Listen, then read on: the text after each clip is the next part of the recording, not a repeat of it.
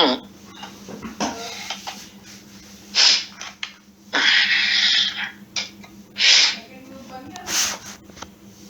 तो भगवान ने अर्जुन को बोला कि कर्म कोई ऐसी वस्तु है कि इस पुरुष को पुनः शरीरों की यात्रा नहीं करनी पड़ती। अर्जुन, इस कर्म को करके तू संसार बंधन माना अशुभ से छूट जाएगा। तो जीवन में भी देख लें हम कि अशुभ क्या चीज है। हम शुभ और अशुभ की और कोई परिभाषा कितने जीवन से समझते रहे होंगे। यहाँ पे संसार बंधन को अशुभ बोला है भगवान ने। माना कर्म कोई ऐसी वस्तु है जो संसार बंधन से मुक्ति दिलाती है। अब देखो, कर्म की परिभाषा भी जीवन में हमने क्या समझी होगी। जो कुछ भी कर रहे हैं जी वो कर्म है। और यहाँ तो गीता क्या बता रही है, देखो छोटी छोटी चीजें भी, एक एक शब्द भी हमें कितना ज्ञान दे रहे हैं। कर्म तो कोई ऐसी वस्तु है जो संसार के बंधन से छुड़ा देती, मुक्ति दिला देती है। बहुत बड़ी बात है समझने के लिए, मतलब समझने के लिए बहुत इंपॉर्टेंट चीज है ये। अब प्रश्न खड़ा होता है कि वह निर्धारित कर्म है क्या। इसका मतलब वो तो कोई नियत फिक्स चीज है, कोई वो कर्म, कोई फिक्स कर्म है, निर्धारित कर्म है।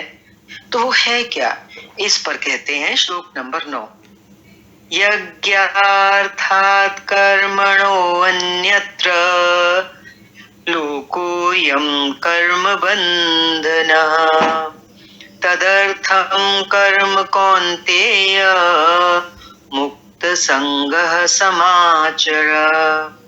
अर्जुन, यज्ञ की प्रक्रिया ही कर्म है। वह हरकत कर्म है जिससे यज्ञ पूर्ण होता है। यज्ञ होता है ना, कोई भी यज्ञ हम करते हैं, उसकी शुरुआत, उसका बीच का सारा प्रोसेस, प्रक्रिया होती है, फिर वो यज्ञ पूरा होता है। तो वो कह रहे हैं वो हरकत कर्म है जिससे यज्ञ पूर्ण होता है। और अभी पहले बोल दिया यज्ञ की प्रक्रिया ही कर्म है। सिद्ध है कि कर्म एक निर्धारित प्रक्रिया है, किसी प्रोसेस में से गुजरना है हमारे को, तो वो तो हमें समझना होगा। और वो भी निर्धारित है, मनमाना नहीं है वो। इसके अतिरिक्त जो कर्म होते हैं, क्या वे कर्म नहीं हैं? क्वेश्चन है इसके ऊपर। श्री कृष्ण कहते हैं नहीं, वे कर्म नहीं हैं। अन्यत्र लोकोयम कर्म बंधनः, इस यज्ञ की प्रक्रिया के अतिरिक्त दुनिया में जो कुछ भी किया जाता है, सारा जगत जिसमें रात दिन व्यस्त है, वह इसी लोक का एक बंधन है, ना कि कर्म। कर्म तो मोक्ष से शुभात, माना अशुभ अर्थात संसार बंधन से छुटकारा दिलाने वाला है। बस आज तो बहुत अच्छी चीज मिल गई सबको प्रसाद कि कर्म क्या है। जो कर्म असल में वो कर्म है, उसी को केवल कर्म कहेंगे जो हमें संसार के बंधन से छुटकारा दिलाए। और वो कर्म कोई निर्धारित प्रक्रिया है। गीता उसी को तो समझाने के लिए है। हम लोगों को पूरा अपनी समझ को खोल के अगर इस चीज को समझ लें तो जीवन का कितनी बड़ी उपलब्धि हो जाए, और फिर उस उपलब्धि के ऊपर हम चलें तो कितना बड़ा काम हो जाए, जिसके लिए ये शरीर मिला है। मात्र यज्ञ की प्रक्रिया ही कर्म है। कोई एक मात्र अगर कर्म है तो वो यज्ञ की प्रक्रिया, वो हरकत कर्म है जिससे यज्ञ पूरा होता है। अतः अर्जुन, उस यज्ञ की पूर्ति के लिए संग दोष से अलग रहकर, अब यज्ञ को पूरा भी करना है, तो पहली चीज क्या बता रहे हैं भगवान, संग दोष से अलग रहना है। कहते हैं ना, as the company so the colour. संग दोष से अलग रहकर भली प्रकार कर्म का आचरण कर। अब वो सब बताएंगे ना कर्म के बारे में, तो फिर जब हम पहले लेकिन अपने को तैयार करेंगे, कर्म का आचरण तभी हो पाएगा। तो वो क्या बता रहे हैं, संग दोष से अलग रहना है। अब खाली एक बाहर का ही संग दोष नहीं है कि हम किसके साथ उठते हैं बैठते हैं। संग दोष हमारे अपने गुणों से भी आता है। हम तमोगुण का संग करते हैं, तमोगुण में हमारी प्रवृत्ति होती है, तो वैसा ही कर्म होगा। रजोगुण से लिप्त होके चलेंगे तो वैसे कर्म होंगे। सतोगुण में होंगे तो उस तरीके के कर्म होंगे। तो धीरे धीरे क्या करना है, संग दोष से अलग होना है, गुणों से अतीत होना है, तभी उस कर्म का आचरण हो पाएगा। आगे भी कह रहे हैं भगवान कि संग दोष से अलग हुए बिना ये कर्म होता ही नहीं है ना। ये भी चीज हमारे लिए बहुत महत्वपूर्ण खुल रही है कि कर्म तो यही करना है जो भगवान बता रहे हैं। और पूरी गीता का तो मक्खन ही यही है कि ये कर्म योग। पर कितनी बड़ी बात उन्होंने कह दी, मैं क्या कहूं कि शर्त लगा दी कि ये कर्म तो हो ही नहीं सकता जब तक हम संग दोष से अलग ना हो। अब हम समझ गए कि यज्ञ की प्रक्रिया ही कर्म है, किंतु यहाँ पुनः एक नवीन प्रश्न उत्पन्न हो गया कि वो यज्ञ क्या है जिसे किया जाए। इसके लिए पहले यज्ञ को ना बताकर श्री कृष्ण बताते हैं कि यज्ञ आया कहां से और वो देता क्या है। यज्ञ आया कहां से, उसकी उत्पत्ति कहां से हुई और उसका फल क्या होगा, देता क्या है वो यज्ञ, उसकी विशेषताओं पर भी प्रकाश डाला। और फिर चौथे अध्याय में जाकर स्पष्ट किया कि यज्ञ क्या है जिसे हम कार्य रूप दें। तो चौथे अध्याय में जाके ये रहस्य खुलेगा और हमसे कर्म होने लगे। चौथे अध्याय में जाकर स्पष्ट किया कि यज्ञ क्या है जिसे हम कार्य रूप दें और हमसे कर्म होने लगे। योगेश्वर श्री कृष्ण की शैली से स्पष्ट है कि जिस वस्तु का चित्रण करना है वे पहले उसकी विशेषताओं का चित्रण करते हैं। क्यों करते हैं विशेषताओं का चित्रण? जिससे श्रद्धा जागृत हो, अंदर में भाव पैदा हो, विशेषताएं की जानकारी होने से। उसके तत्पश्चात वे उसमें बढ़ती जाने वाली सावधानियों पर प्रकाश डालते हैं। माना देखो, जो शरण में आया उसको पूरा उसके नियम को तैयार कर रहे हैं ना। अगर सावधानियां ही नहीं होंगी और कर्म बता दें और करने लग जाए बिना सावधानी के, तो कहते हैं ना, सावधानी हटी दुर्घटना घटी। तो अभी तो ये तो बहुत नियत कर्म, एकमात्र कर्म ऐसा है जो संसार बंधन से छुड़ाने वाला है। तो इसमें हम कैसे वर्तें, इसकी तो सावधानियों की जानकारी बहुत ही ज्यादा जरूरी है। और ये भगवान कृष्ण की शैली है कि फिर अंत में मुख्य सिद्धांत प्रतिपादित करते हैं। तो अब पहले यज्ञ की विशेषताएं, फिर यज्ञ की सावधानियां और फिर बताएंगे कि वो यज्ञ क्या है, वो कर्म क्या है। स्मरण रहे कि यहाँ पर श्री कृष्ण ने कर्म के दूसरे अंग पर प्रकाश डाला कि कर्म एक निर्धारित क्रिया है। कर्म के दूसरे अंग पर क्या प्रकाश डाला कि कर्म एक निर्धारित क्रिया है। जो कुछ किया जाता है, कुछ भी किया जाता है, मनुष्य सुबह से शाम तक सारा जीवन करता ही रहता है, वो कर्म नहीं है। अध्याय 2 में पहली बार कर्म का नाम लिया है ना, और उसकी विशेषताओं पर बल दिया। ये एक बार कर चुके हैं ना पीछे। कर्म का नाम लिया, कर्म की विशेषताएं बताई, उसमें बरती जाने वाली सावधानियों पर प्रकाश डाला, लेकिन ये नहीं बताया कि कर्म क्या है। यहां अध्याय 3 में बताया कि कोई बगैर कर्म किए नहीं रहता।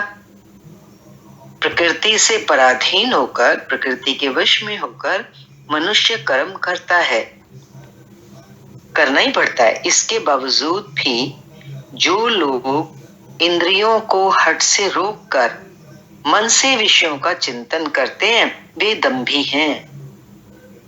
कि भाई बाहर से इंद्रियों को जबरदस्ती रोका, लेकिन बाहर से आप रोक सकते हैं, मन को तो रोकना कठिन होता है। तो यहाँ पर बताया कि वो अंदर उसका चिंतन करते हैं विषयों का, तो उनको दंभी बताया, माना दंभ का आचरण करने वाले हैं।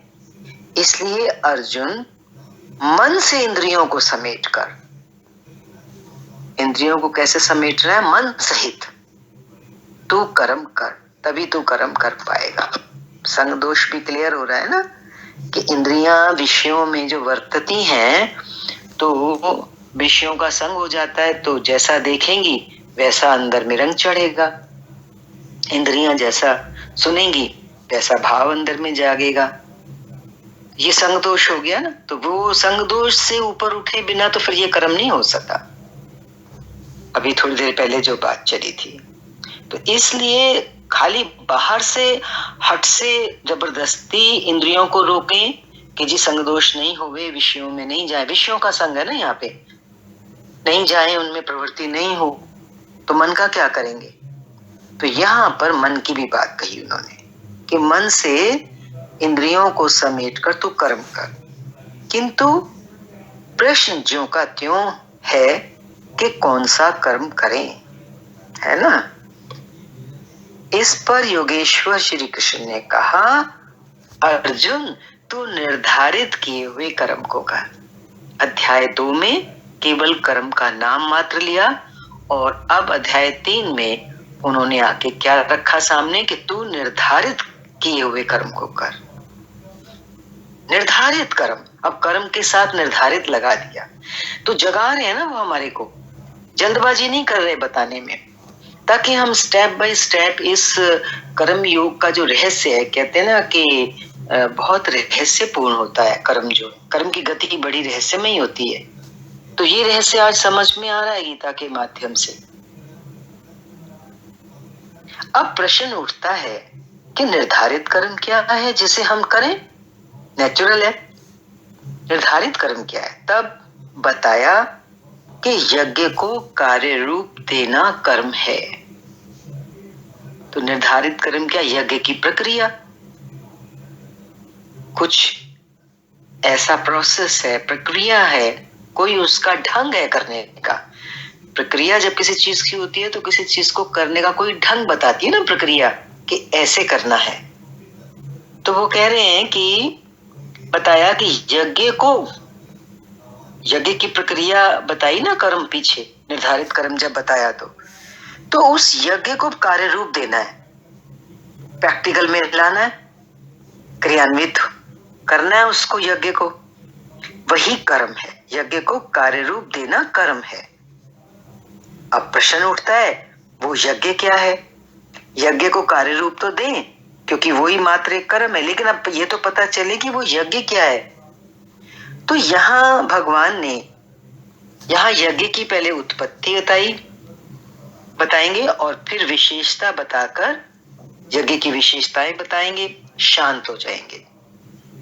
और आगे अध्याय 4 में यज्ञ का निखरा हुआ रूप मिलेगा, जिसे करना कर्म है। देखो कितना धीमे धीमे किस तरीके से भगवान श्री कृष्ण कर्म के बारे में बता रहे हैं। कितने धीरज की जरूरत है, कितने समझने की जरूरत है। कर्म की ये परिभाषा यहां भी आ रहा है, गीता को समझने की कुंजी है ना।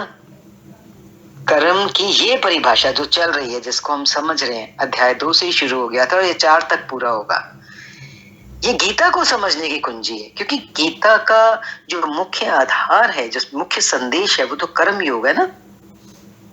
क्योंकि सामान्य व्यक्ति के लिए, हर तरह के व्यक्ति के लिए है गीता, सामान्य से सामान्य के लिए भी, तो उसके लिए तो फिर कर्म योग ही अपना सकता है ना सामान्य व्यक्ति। तो कैसे समझेगा कर्म को? तो उसका जो कुंजी है वो हमें उसको समझने की जो रास्ता है वो हमें गीता देती है। यज्ञ के अतिरिक्त तो दुनिया में लोग कुछ ना कुछ करते ही रहते हैं। यहाँ तो कर्म को यज्ञ से जोड़ा ना कि यज्ञ करना है, लेकिन इसको ना करके इसके अलावा कुछ ना कुछ तो करते ही रहते हैं लोग। कोई खेती करता है, तो कोई व्यापार, कोई पदासीन है, तो कोई सेवक, कोई अपने को बुद्धिजीवी कहता है, तो कोई श्रमजीवी, कोई समाज सेवा को कर्म मानता है, तो कोई देश सेवा को। और इन्हीं लोग कर्मों में लोग सकाम और निष्काम कर्म की भूमिका भी बनाए पड़े कि भाई बिना स्वार्थ के बिना बदले की भावना के हम तो देश सेवा कर रहे हैं, समाज सेवा कर रहे हैं, ये कर रहे हैं, वो कर रहे हैं, खेती कर रहे हैं, हमें बदले में कुछ नहीं चाहिए, बस हम तो समाज के लिए खेती करते हैं, अनाज उगे, लोग खाएं, लोगों को ये जरूरत है, कुछ भी। तो या कभी सकाम कि भाई मैं अपना कुटुंब कैसे चलाऊं, पेट कैसे भरूं, मैं इसलिए कर रहा हूं।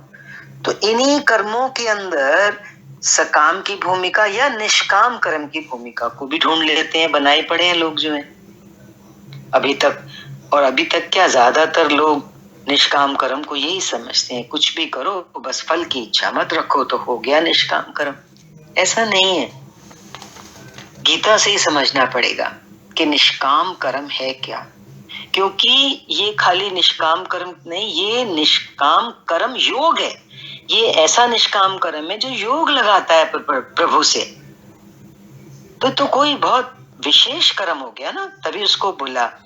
यज्ञ की प्रक्रिया एक प्रक्रिया है, ये निर्धारित है, ये कर्म निर्धारित है, एक है, फिक्स है, नियत है, नियत कर्म है। तो इन्हीं कर्मों में कोई देश सेवा को, और इन्हीं कर्मों में लोग सकाम और निष्काम कर्म की भूमिका भी बनाए पड़े हैं। किंतु श्री कृष्ण कहते हैं ये कर्म नहीं है। अनयत्र लोकोयम कर्म बंधनः। यज्ञ की प्रक्रिया के सिवाय जो कुछ भी किया जाता है वो इसी लोक का बंधनकारी कर्म है। अब देखो भाई, गीता से किसी को अगर प्रेम हो जाए तो वो तो अपने जीवन को सफल बना सकता है कि सचमुच में मुझे कौन सा कर्म करने के लिए भगवान ने यहाँ भेजा था, मुझे वो करना है, ताकि बाकी जो कुछ भी हम करते हैं वो तो इसी लोक का बंधन है। माना शरीर छूटेगा फिर शरीर को लेके आएंगे। वो कह रहे हैं कि यज्ञ की प्रक्रिया के सिवाय जो कुछ भी किया जाता है वो इसी लोक का बंधनकारी कर्म है, ना कि मोक्षद कर्म। मोक्ष को दिलाने वाला नहीं है। बहुत सावधानी की जरूरत है। एक बार पकड़ में आ जाए ये कर्म का रहस्य तो जीवन भर, जीवन पर्यंत फिर सावधान होके प्रवृत्त होना है हमको। वस्तुतः यज्ञ की प्रक्रिया ही कर्म है। अब यज्ञ ना बताकर पहले ये बताते हैं कि यज्ञ आया कहां से। श्लोक नंबर 10। सह यज्ञः प्रजा सृष्ट्वा पुरोवाच प्रजापतिः अनेन प्रसविष्यत्वम् एषवोस्त्विष्ट कामधो। प्रजापति ब्रह्मा ने कल्प के आदि में यज्ञ सहित प्रजा को रचकर कहा कि इस यज्ञ द्वारा वृद्धि को प्राप्त हो। प्रजा रची, यज्ञ रचा मीन्स यज्ञ को बताया, यज्ञ हाथ में पकड़ाया कि तुम्हें ये करना है, करोगे वृद्धि को प्राप्त होगे। ये यज्ञ तुम लोगों को इष्ट काम दुख माना जिसमें अनिष्ट ना हो। जो यज्ञ की रचना करी ब्रह्मा जी ने, तो उन्होंने बोला इस यज्ञ से क्या होगा, जिसमें अनिष्ट ना हो। अनिष्ट नहीं होगा माना विनाश रहित इष्ट संबंधी कामना की पूर्ति करेगा। विनाश भी नहीं होगा और जैसा तुम चाहोगे इष्ट संबंधी कामना, जैसी कामना करोगे वो कामना की ये यज्ञ तुम्हारी पूर्ति करेगा। ये प्रजापति ब्रह्मा जी के लिए बताया। उन्होंने जब प्रजा की रचना करी यज्ञ सहित तो ये सब दिया। अब यज्ञ सहित प्रजा को किसने रचा? प्रजापति ब्रह्मा ने। अब ब्रह्मा कौन?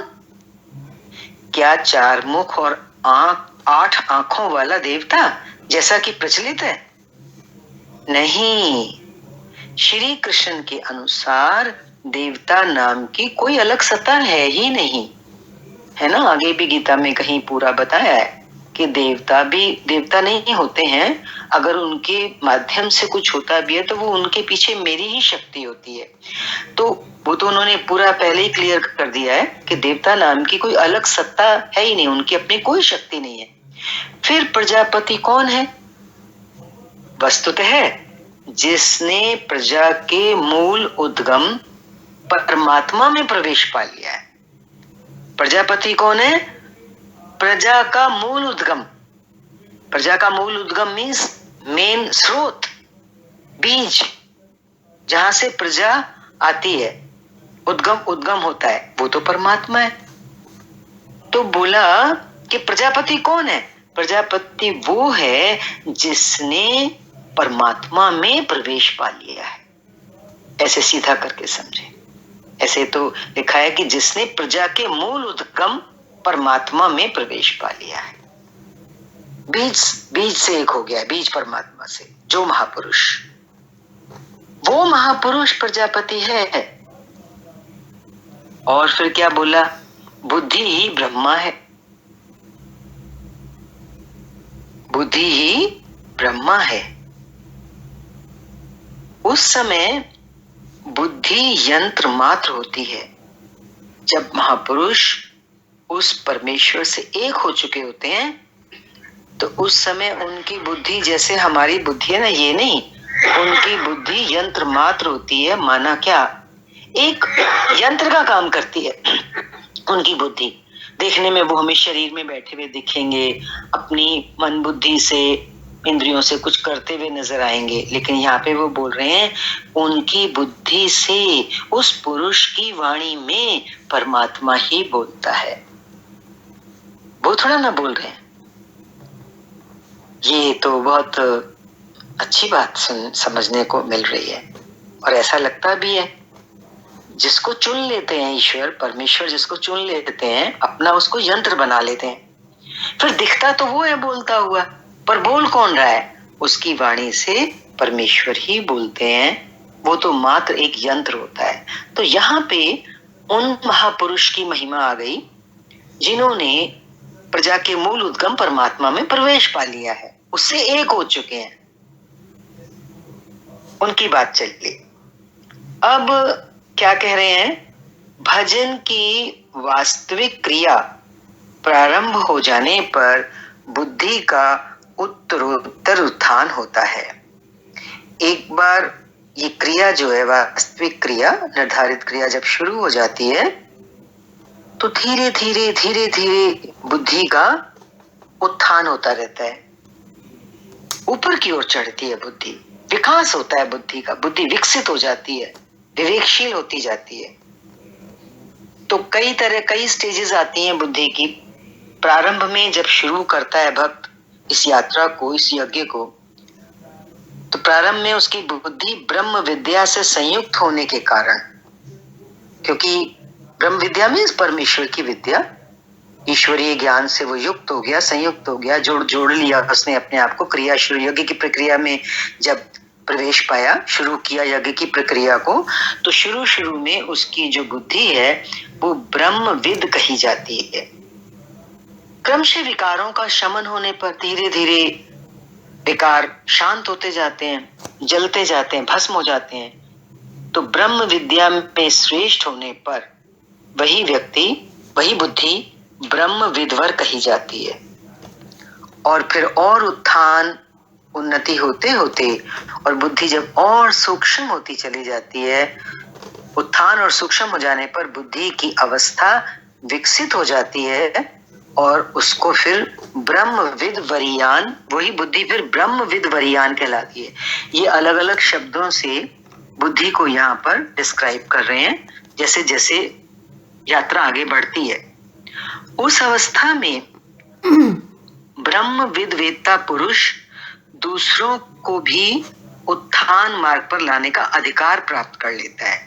जब ब्रह्मविद वरियान वाली स्टेज में आ जाती है ना बुद्धि, तो इस अवस्था में कह रहे हैं वो पुरुष फिर दूसरों को भी उत्थान मार्ग पर लाने का उसको तब अधिकार होता है।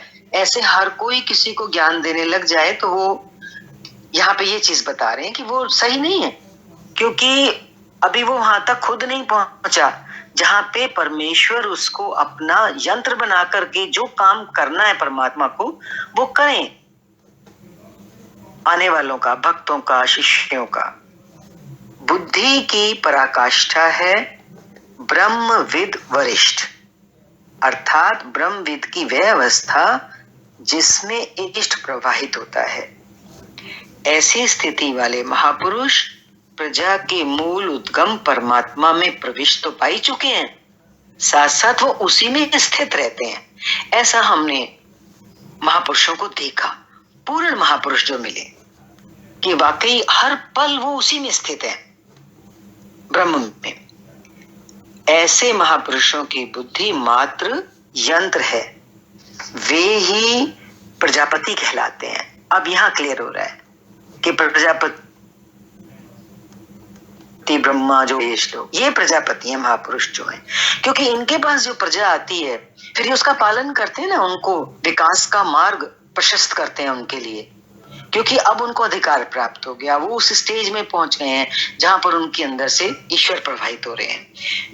वे महापुरुष प्रकृति के द्वंद का विश्लेषण कर, प्रकृति को वो अच्छी तरह समझते हैं, पूरे दार्शनिक हो चुके होते हैं, तभी वो पूरा एनालिसिस करके आराधना क्रिया की रचना करते हैं। सब महापुरुषों के अपने अपने प्रोसेसेस होते हैं, अलग अलग होते हैं, तो वो अपनी एक आराधना प्रक्रिया बनाते हैं, तैयार करते हैं, और यज्ञ के अनुरूप संस्कारों का देना ही प्रजा की रचना है।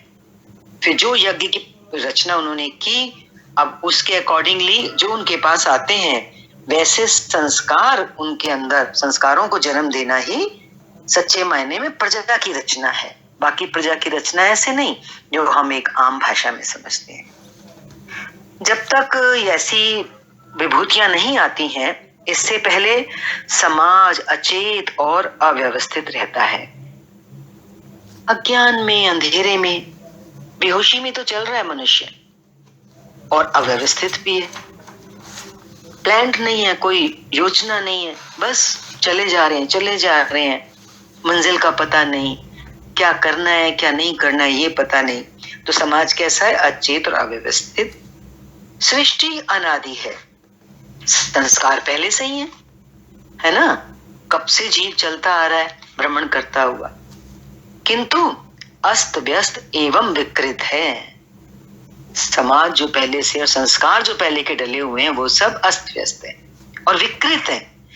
यज्ञ के अनुरूप उन्हें ढालना ही रचना या सजाना है। सच में ये प्रैक्टिकल अनुभव हुआ कि जब ऐसे महापुरुषों के पास आप पहुंचते हैं जिनको परमेश्वर अपना यंत्र बनाते हैं, तो उनको ब्रह्मा बोला, फिर उनकी एक अपनी आराधना की प्रक्रिया की वो तैयारी करते हैं, फिर उसके अनुरूप जो उनके पास जाता है उसके अनुरूप उसके अंदर संस्कार डालते हैं। यही है रचना या सजाना। यज्ञ के अनुरूप उन आने वालों को, यज्ञ के अनुरूप उन्हें ढालना, और ढालना ही रचना या सजाना है। ऐसे महापुरुष ने कल्प के आदि में यज्ञ सहित प्रजा की रचना की। अब ये एक और शब्द आया कि ऐसे महापुरुष ने कल्प के आदि में यज्ञ सहित प्रजा की रचना की। जैसे ब्रह्मा जी ने यज्ञ सहित प्रजा की रचना की ना, तो आगे बता रहे हैं कल्प निरोग बनाता है, वैद्य कल्प देते हैं, कोई कायाकल्प कराता है। तो ये तो क्षणिक शरीरों का कल्प है जो वैद्य कराता है। वास्तविक कल्प तो तब है जब भवरोग से मुक्ति मिल जाए। कायाकल्प सुना ही है सबने, तो भवरोग से जब मुक्ति मिल जाए तो असली कायाकल्प तो वो ये मीन्स मोक्ष प्राप्त हो जाए, आवागमन जन्म मरण का खत्म हो। आराधना का प्रारंभ इस कल्प की शुरुआत है। कितना आराधना करनी है, तो ये जो कल्प है, ये यज्ञ की प्रक्रिया तैयार की, रचना की, उसके अनुरूप अपने भक्तों को ढालता है महापुरुष, ये शुरुआत है आराधना। आराधना शुरू हुई, अब आराधना पूर्ण हुई, प्रक्रिया में से पूरे में से गुजरेगा साधक, तो आपका कल्प पूरा हो गया, जन्म मरण का चक्कर खत्म हो गया। जब कल्प पूरा हुआ तो परमेश्वर में प्रवेश मिल गया। इस प्रकार परमात्म स्वरूपस्थ महापुरुषों ने भजन के प्रारंभ में यज्ञ सहित संस्कारों को सुसंगठित कर कहा कि इस यज्ञ से तुम वृद्धि को प्राप्त हो। तो अब कितना ये अलग इसका मीनिंग नजर आ रहा है। यज्ञ सहित संस्कारों को देना अपने चरण में आने वालों को, वो पहले सुसंगठित करते हैं, हाँ, और फिर यज्ञ को बताते हैं और आशीष करते हैं कि तुम वृद्धि को प्राप्त हो, मीन्स उन्नति करो।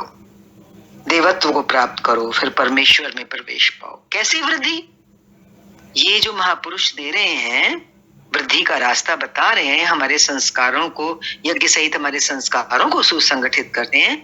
तो ये हमारी वृद्धि कैसी है? बोला, क्या मकान कच्चे से पक्का बन जाएगा?